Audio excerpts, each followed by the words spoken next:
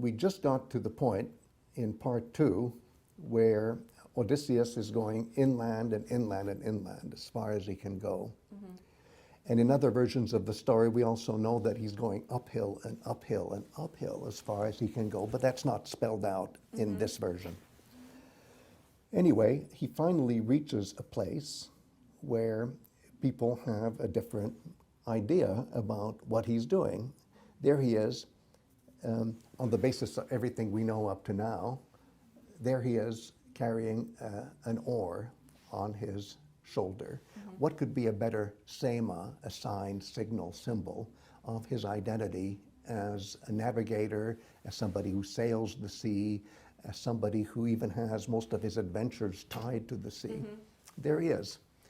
But then we reach a point where people don't know about the sea, people don't know about ships, people don't know about oars. And that will be the sema. Right. I'm telling you a sema, a sign, signal, symbol.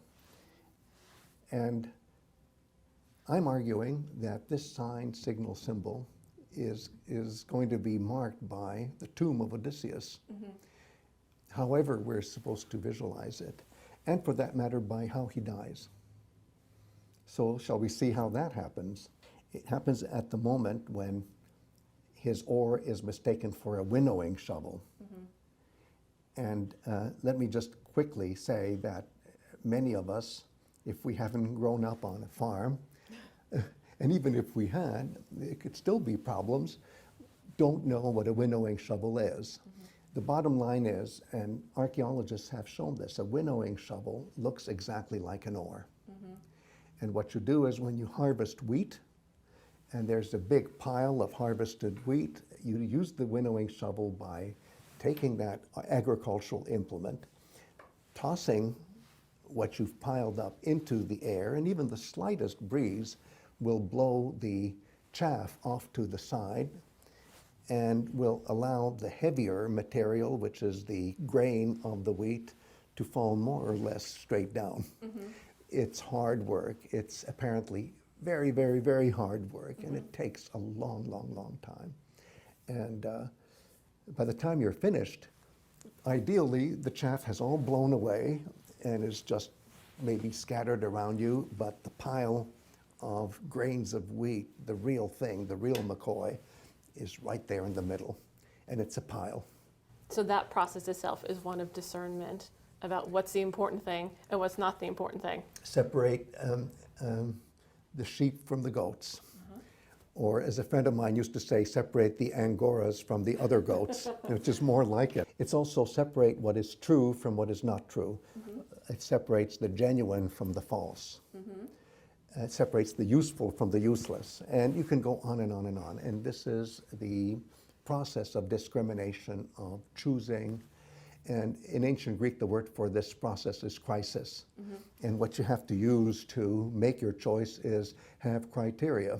Okay. And that means that you have to have critical judgment, which means that at the critical point, which is the krisis, you have to be critical. And you have to use judgment. So all that metaphorical world that we have inherited from these ancient Greek words, we're still using in contexts that can very easily apply to this beautiful situation here of winnowing the harvested wheat. And that's so key to reading the sign correctly, all those things you just discussed, yes, right? That's yes. That's what's involved. This is reading.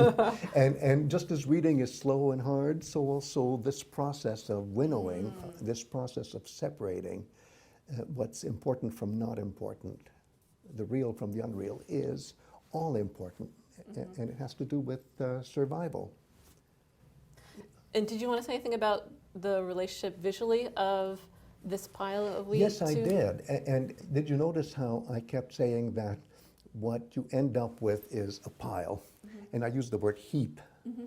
And I deliberately use that because when there are references to the building of a tomb of a hero, that's also a process of heaping. In mm-hmm. that case, heaping rocks and earth so that you eventually get a pile. Mm-hmm. But when you look at the original Greek, it's also a matter of piling and heaping and getting a heap or getting a pile.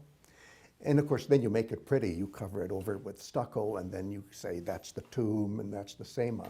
But if you try to imagine this, I like to put it this way, in the terms of a silhouette.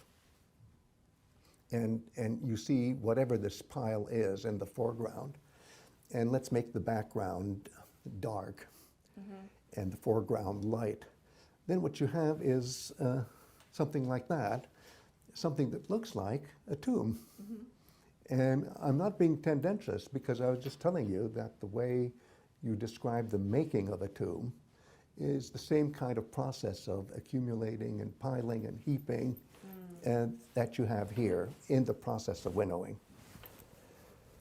So can I ask something? When we talk about visualizing the Yes. same, right? That's what we're talking about, how Yes. what we're going to look for.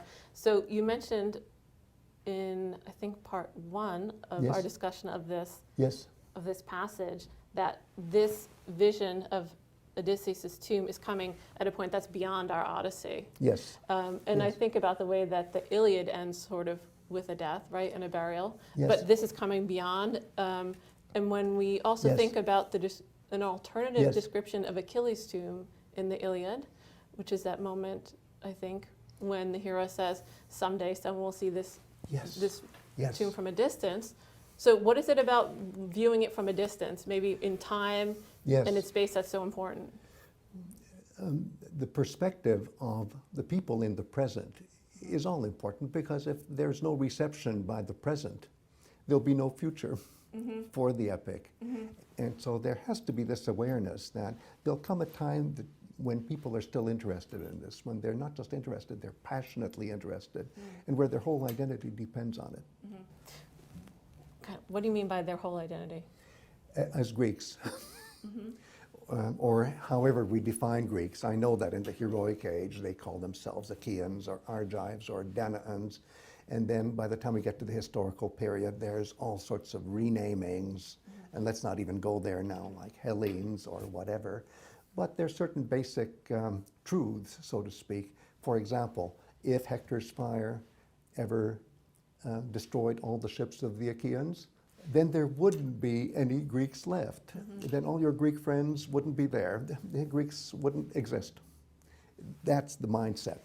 And so I'm saying similarly here, the vision of the hero's tomb, which is now starting to take shape, is going to be all important for people to understand what a hero is and why they are who they are, because they worship heroes, because heroes are somehow connected to their meaning, since the very word for the tomb of a hero is the word for meaning. So it must be very important for identity and for survival of the self and survival of selfhood.